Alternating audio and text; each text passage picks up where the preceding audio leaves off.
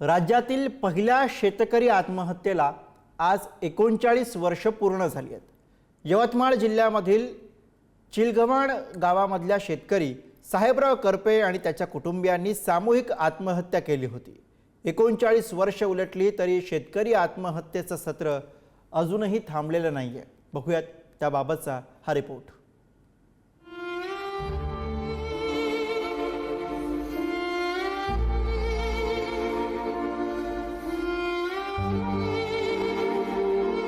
वर्धा जिल्ह्यातील दत्तपूर परिसरातल्या ग्रामस्वराज्य सेवा ट्रस्टची ही इमारत।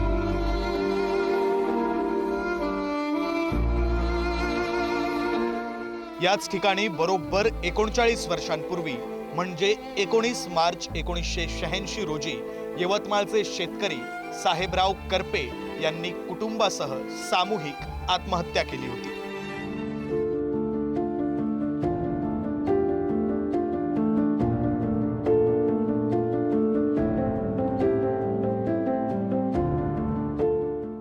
सरकारच्या नोंदीत असलेली महाराष्ट्रातली ही पहिली शेतकरी आत्महत्या।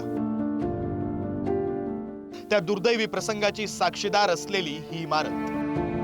सध्या मी वर्ध्यातील सर्व सेवा फार्म मध्ये आहे आणि याच ठिकाणी साहेबराव करपे पाटील या शेतकऱ्यांनी कुटुंबासह आत्महत्या केली होती आणि 4 मुले, पत्नी, मालती असा हा परिवार होता आणि हा जो परिवार आहे हा यवतमाळ जिल्ह्यातील परिवार असून याच ठिकाणी त्यांनी आत्महत्या केली होती। ही बिल्डिंग त्याचे साक्षीदार आहे की याच ठिकाणी साहेबराव करपे यांनी आपली जीवनयात्रा संपवली होती। एकूणच साहेबराव करपे यांच्यावर कर्जाचा डोंगर होता आणि त्यांच्या शेतातील जे लाईन आहे ही MSEBने कापलेली होती, त्यामुळे त्यांनी हताश होऊन आत्महत्या केली होती आणि हीच बिल्डिंग या घटनेची साक्षीदार आहे।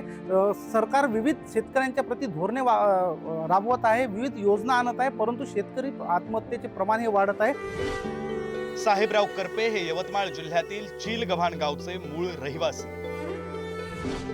15 वर्ष गावचे सरपंच राहिलेले साहेबराव करपे कर्जबाजारी होते। कर्जबाजारपणामुळे त्यांच्या शेतातली वीज तोडण्यात आली। त्यामुळे साहेबराव करपे पत्नी मालती आणि 4 मुलांना घेऊन वर्ध्याच्या ग्रामस्वराज्य सेवा ट्रस्ट इमारतीत आले। शेतकरी संघटनेचे कार्यकर्ते म्हणून ते ट्रस्ट मध्ये नेहमीच यायचे। भजीमध्ये झिंक फॉस्फेट हे विष कालवून त्यांनी कुटुंबाला खायला दिलं।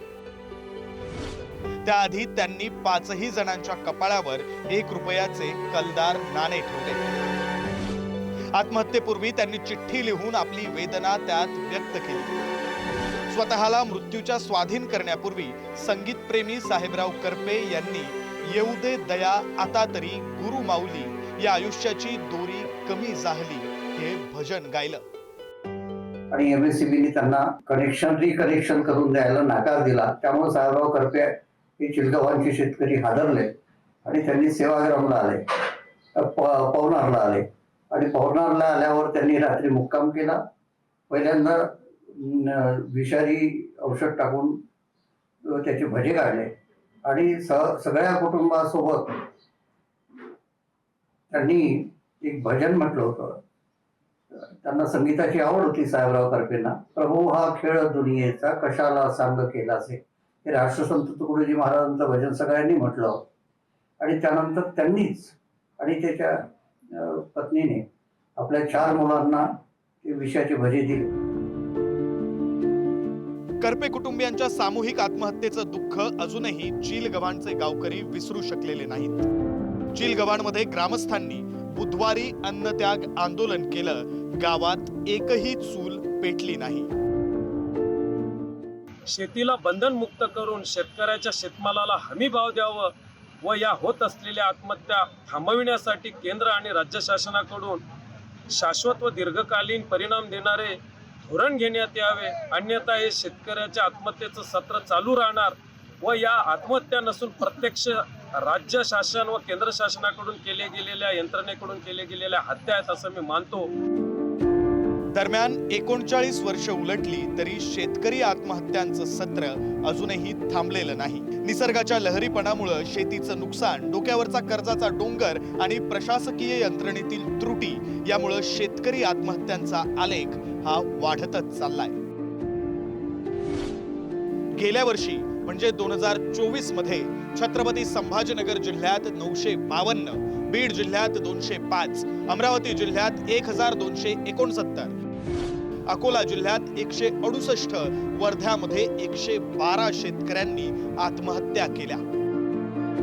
शेतकरी नुसताच नावापुरता राजा आहे, बाकी शेतकऱ्याच्या नावानं केवळ गाजावाजाच आहे.